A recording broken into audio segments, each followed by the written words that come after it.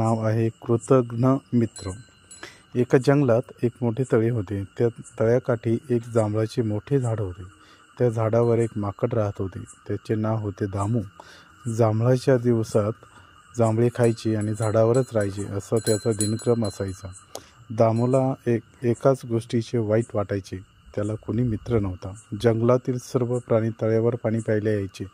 त्या प्राण्यांशी दोस्ती करण्याचा दामू प्रयत्न करायचा, पण कोणीच त्याच्याशी बोलत नसायचे। तळ्यात काही मगरी राहत होत्या।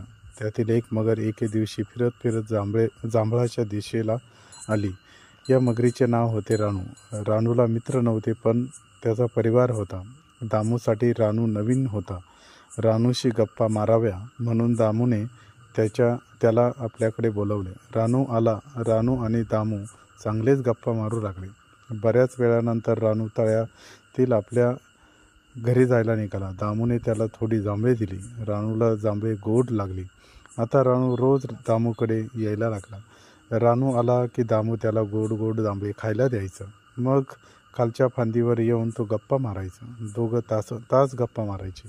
एके दिवशी रानू म्हणाला, तू मला रोज जांभळे देतो खायलास, मी मात्र तुला काहीच देऊ शकत नाही। तू माझ्या घरी चल, तेवढीच मला तुझी सेवा करण्याची संधी मिळेल। मी जमिनीवर राहतो, मला पाण्यात राहता येत नाही, मी कसं काय येऊ तुझ्या घरी? दामूने विचारले। मी तुला माझ्या पाठीवर घेऊन जाईल, तू नाही म्हणू नको। रानूने विनंती केल्यावर दामू तयार झाला। झाडावरून उडी मारून रानूच्या पाठीवर बसला। दामूला पाठीवर घेऊन रानू खोल पाण्यातील आपल्या घराकडे निघाला। बरेच अंतर गेल्यावर रानू दामूला म्हणाला, मित्रा, मी तुला